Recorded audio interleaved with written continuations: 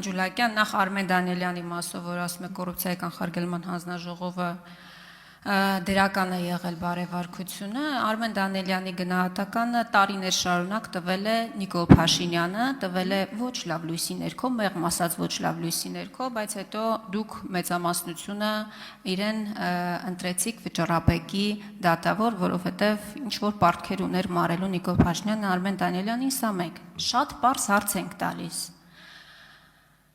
Ինչ է փոխվում սրանից հետո, X մարդուն դրական կամ բացասական եզրակացությամբ ազգային ժողովը ընտրում է որևէ պաշտոնի, վճռաբեկի օրինակ դատավոր է ընտրում։ Հետո հրապարակվում է եզրակացությունը եւ հետևանքը, ավարտեմ, կպատասխանեք, հետևանքը որն է, որովհետև մենք դեպք ենք ունեցել, երբ որ բացասական եզրակացությամբ միևնույնն է, դուք ընտրել եք այդ մարդուն, որովհետև պայմանավորվածությունը այդպիսին է եղել։ Եվ ինչի չի հրապարակվում բոլոր թեկնածուների մասով, որ հասարակությունը տեսնի, որ այս թեկնածուներն են եղել։ Մեծամասնությունը կամ չգիտեմ, ամբողջ խորհրդարանը ընտրել է X մարդուն։ Դուք ասում եք, եթե մարդը չի ընտրվել, իր եզրակացությունն էլ բացասական, ավարտում եմ, ներողություն խնդրում, իր եզրակացությունն էլ բացասական է եղել, հիմա ինչ պարտադիր է բոլորը իմանան, որ բացասական եզրակացությամբ է այդ մարդը։ Կամ այդտեղ նույն անձնական կյանքի մասին դիտարկում կար։ Անձնական կյանքը բոլորի համար, անձնական կյանքը անկախ նրանից առաջ խաղացում կունենաս պաշտոնի, թե չես ունենա պաշտոն։ Ես ուզում եմ հասկանալ առարկայական սրա հետևանքը, սրա արդյունքը, կոռուպցիայի կանխարգելման, շոշափելի հողի վրա արդյունքը ո՞րն է։ Շնորհակալ եմ հարցի համար Տիկին Խամոյան, պարոն Ղազարյանի հարցին ի պատասխան արդեն նշեցի, արդյունքը ո՞րն է։ Արդյունքը այն պատասխանատվությունն է, հանրային, քաղաքական, եթե դա ազգային ժողովն է, որովհետև օրինակ դատախազությունը չունի քաղաքական պատասխանատվություն, բայց դատախազությունն էլ երբեմն բացասական եզրակացություններով նշանակում կատարում է, հետևանքը դա է, որ մարդիկ իմանում են, որ բացասական եզրակացությամբ թեկնածուն նշանակվել է, բայց մենք հիմա անում ենք հիպոթետիկ քննարկում, դուք ասում եք, երբ որ նշանակի, ինչա լինելու։ Երբ որ նշանակվի, այդ ժամանակ կխոսենք։ Համենայն դեպս դուք էլ ձեր դերում եք, եթե տեսնում եք, կարդում եք, եթե կարդում եք բարեվարկության եզրակացությունները, այստեղ պետք է աղմուկ բարձրացնեք եւ ամեն ինչ անեք, որ նույնիսկ եթե նման մտադրություն եղել է, այդ մտադրությունը իջիկ դառնա եւ չընտրվի այդ մարդը։ Ինչը համենայն դեպս դուք կարող օրինակ եք բերում, ասում եք, եղել է դեպք, երբ նշանակել եք բացասական եզրակացությամբ, եղել են բազմաթիվ դեպքեր,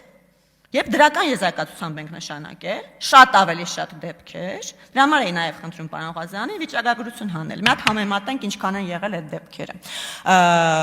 Եվ նաև կարող եմ մեկ դեպք ասել, երբ եզրակացությունը բացասական էր, եւ մենք մեր թեկնածուին մերժեցինք։ Խոսքս Սիրունյանի մասին է, որը մեր թեկնածուն էր, մեր կողմից էր նշանակված, բարեվարկության եզրակացությանը ծանոթանալուց հետո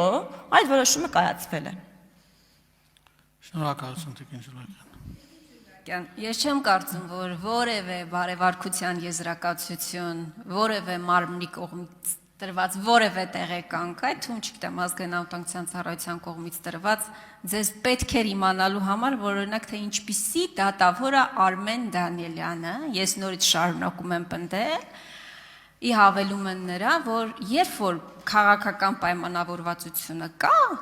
անձի հետ ձեռք բերված, կապ չունի, այդ եզրակացությունը դրական է, թե բացասական է, դուք միևնույն անում եք այն, ինչ պետք է անեք։ Հիմա քաղաքական պատասխանատվության մասով,